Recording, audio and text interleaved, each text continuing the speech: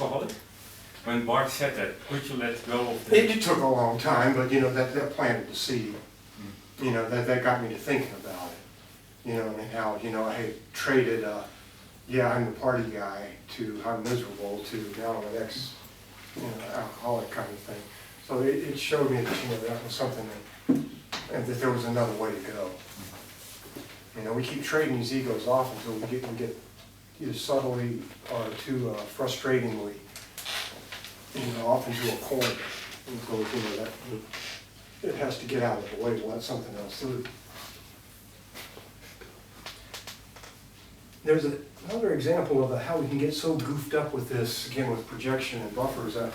I knew a woman once who didn't like her name, and her name was Gail. And I guess people here in Western Ireland probably know about gales coming in off the ocean, you know, what that means. You know, you've got a harsh wind coming through. She didn't want to be named after a harsh wind, you know, so she wanted to name herself Willow Blossom. Willow Blossom is all soft and feathery and new age, and oh, I'm just so cute, and got flowers in my hair, and she'd wear the cute hippie dresses, and well, they had all the lingo, and everything was down pat, you know. And she hated to be called, you know, Gail, and her brother-in-law used to tease her and call her Willow Bottom. Just to give her some grief about this, but the funny thing was, once you got to know her, she was Gail. That was a perfect name for her. You know, she was hard, mean-spirited, didn't have a spiritual bone in her body, you know, but she had that act. And I don't know if this day, you know, if she could see this. But to the rest of us, it was like, oh my God. You know, this woman is Gail to the T, and Willow Blossom is just this nice little fluffy thing she's got to somehow or other compensate for that. But she wasn't dealing with it directly. So, you know, how do you get these two things so goofed up that you can't, you know, see what's actually going on with you? You know, she, instead of being the nice, fluffy, new age girl helping everybody out, she just went around causing trouble. You know, it was like a gale coming into the room.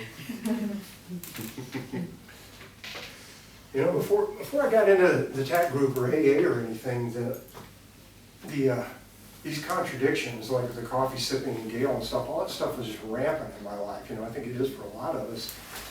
And when I got into the group with Rose, you know, I was a former, you know, drug user and drinker, and never saw directly in the moment the links between, you know, my actions and my consequences and how my life was headed.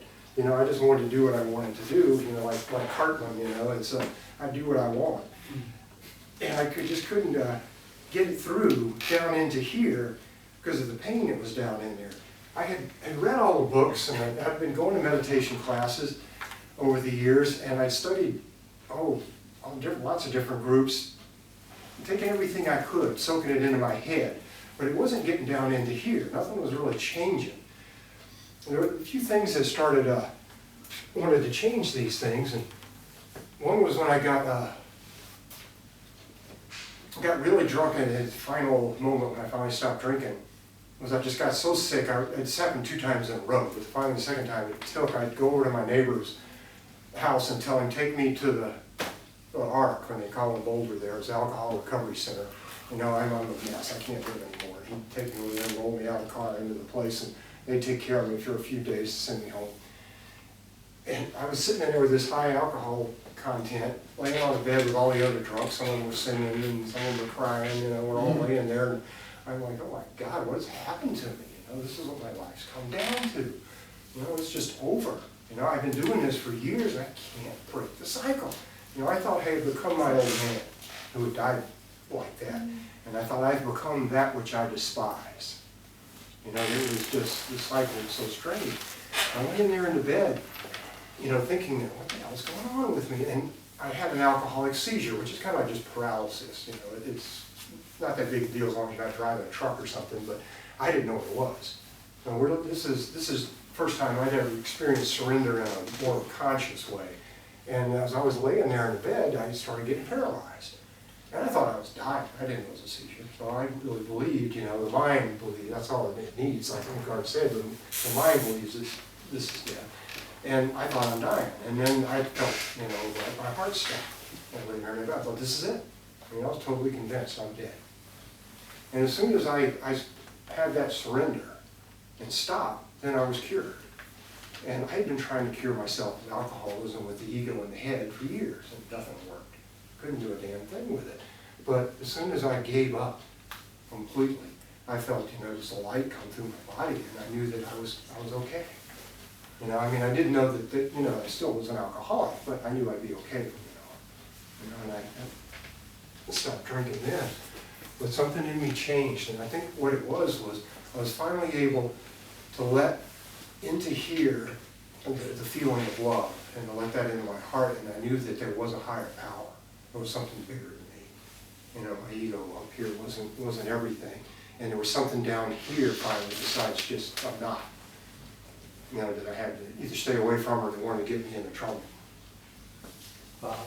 Yeah. That's the stupidity of not realizing and all that struggle that you went through.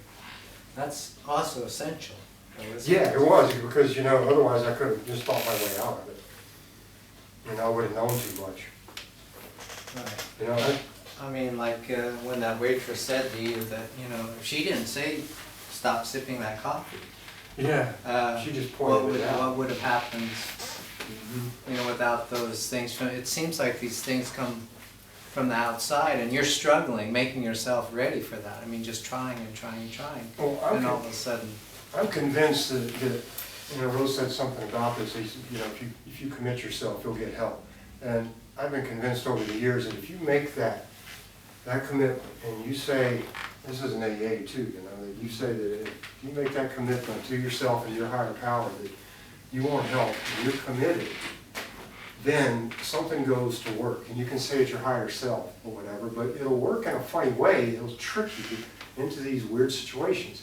But if you stick faith in the ego, that I know what I'm doing and I can do everything perfectly, then you won't allow yourself to get into these situations where you can get tricked. I don't know exactly how to explain the trickery part of it, but you trick yourself somehow or another. Otherwise, you just wouldn't do it. It's that feeling that if you have a really bad day or a really bad event in your life, if you knew it was ahead of you in detail, you wouldn't do it. But you might get something out of it. So you've got to trick yourself through that. Another thing that got me to wake up in here was that I had been looking for, in the parts around the time I was drinking and then right after that, I noticed that I was looking for what I called a real man. I don't mean a he-man, guy like that, but I didn't know what the heck a man was supposed to be. What is an actualized man? What is that? And I knew that it wasn't something I need to read about. I wanted to sit in a room with the guy and feel and see what does he feel like in here. What the heck is that? And I've been going to men's groups and doing the drumming and sweat lodge stuff, and those guys seem to be just out having a good time, being nuts. So, it wasn't anything that I saw really had anywhere. So I didn't know what that meant. I was just, what the heck is a man? How do I know what it is in here so that it kicks in? I just knew that it wasn't there, and I needed to kick in. And then when I met Richard Rose, that's what it was. After I'd been around him for a little bit, it was like, that's it. Being in his presence, it was like this looked out and saw itself over there, and it gave it permission to exist somehow or other. So that's and it turned something on in there. And I would see it in like dreams as a glowing, ringing light. And that's the way I kind of describe it. Something turned on in there and started ringing and glowing in a way that had never happened before. And it felt something to do with creativity in a way too. It was like, something was freed up in there. This wasn't just something that either got you into trouble or hurt. But with me, that's what was a shock, with being around Rose. And it gave me permission too. I had to explain that, but I always thought, that I wasn't doing what my parents wanted me to do, and I didn't know what to do in society, and all this inferiority crap going around in there. And then when I hang that rose, it's like, oh my God, you know, this hillbilly from West Virginia, it's done it. And oh my God, I don't have to go to Tibet. I don't have to go be a guru. You know, a white boy can do this. So, you know, it just gave me permission, you know. I mean, oh my God, you know, I can start doing this and I don't have to have that thing in there that says, no, you can't do that. And that's not going to happen to you.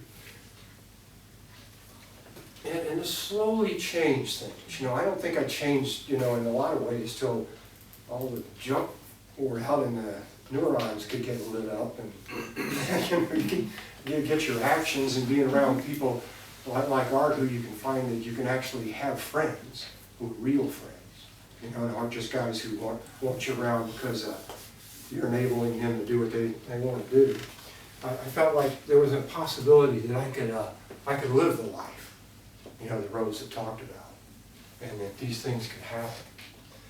It also made a lot of things pop out in my head that had been coming out for some time, but it gave them validation on how this stuff works.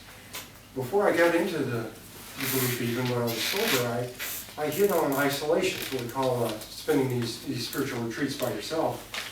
I was doing them before I'd even talked to anybody in TAP, because I thought, what great way to solve your problems. When I was having troubles in my first marriage, I thought, the way to figure this out is to go off and sit in the desert and fast. And if I go do that, I'll be able to figure out what me and this woman's problems are. You know, what the heck's going on. And it worked. You know, and then I come back, and then that you know, it was, you find out in TAP that people are doing this as a spiritual way. It's like, wow, you know, that there is intuition. You know, you can get these things that come through, and they're trying to help you. And the other thing is that at the same time, I got the idea about celibacy. And it didn't come through as you should do this or you shouldn't do that. It was just like, let's give that a shot. You know, maybe that's a good idea. And I got to TAT, it was validated again. You know, it's like, wow. You know, each one validated the other one. It validated the integrity of TAT, and it validated that you can get these things from inside. You know, there is a channel. There is something that stuff can come down that pipe without having to read it in through a book. Yeah. But she was your first wife, then, right? I mean, you moved on. That was the first one. I think I was just talking about, yeah. Mm-hmm. So the solution sometimes doesn't mean that it gets better.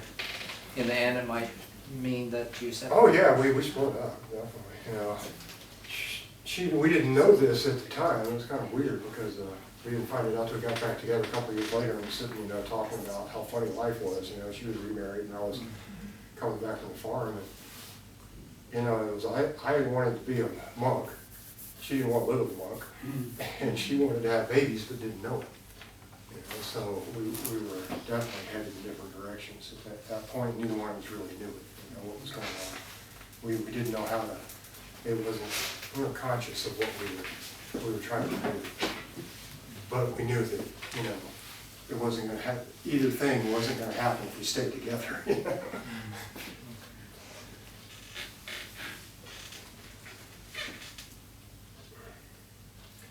Now, getting into this, I want to get back into the triangulation thing a little bit here. And that's if you have the, you know, the head and the heart, let's say at the bottom of this triangle. And you've got out of being in the heart, and you know, completely identified. You know that, I'm not all about rapport and bliss and desire, and I'm going to do whatever I want, feeling in here, and it's all magical, and everything happens just for me because I can feel it. And if you're off the head, where you're trying to plot through this stuff in a rational manner of idealism over there, what the heck can we find up here that might give us a higher viewpoint, in which also, if you know Rose's triangles, you can keep going up, and what's up above that? You know, how can we get up above to something better than just the head and the heart? The head and the heart to me are the duality, the mind dimension. What is there that, you know, in spiritual work that's a level up above that? Well, Maurice Nicole calls this thing that can go between both worlds, that can see this dimension and the one in the back, he calls it the puer, or the intermediary. And a lot of people call it the child. I call it the listening attention. But you can call it by either word. And for me, it's the part up here that it doesn't think and it doesn't feel, but it's aware of. It's aware of the heart, but it's also aware of eternity. The parts up here that you can't really talk about, but that you can make the connection to. And to me, the pipeline going back up can be referred to as this innocent child, like Jesus talked about. You know, if you become as a little child. You know, what does he mean there? You know, it's not childishness, it's not being goofy, but is it something that's innocent, that doesn't have a know-it-all attitude on either one of these down here? Tess was talking a while back about if you have your cup too full. On the child, either side of these, the cup's full. We know everything, you know, or we can feel everything. So how are we going to find something that's bigger than us if we're already, you know, filled up? Or up here, the cup's empty. You've got a chance up here, you know, to let something else through. William Samuel, from the fellow down in, well, used to be a fellow down in Alabama, in southern U.S., who was a teacher back a few years back, and he used to say that getting in touch with the child in ourselves is absolutely essential. And we just have to get in touch with that child. And for me, I call the listening attention the gateway to within. And Nicole called it the puer, the intermediary. And she said the little boy who can go back and forth between. It's the child here.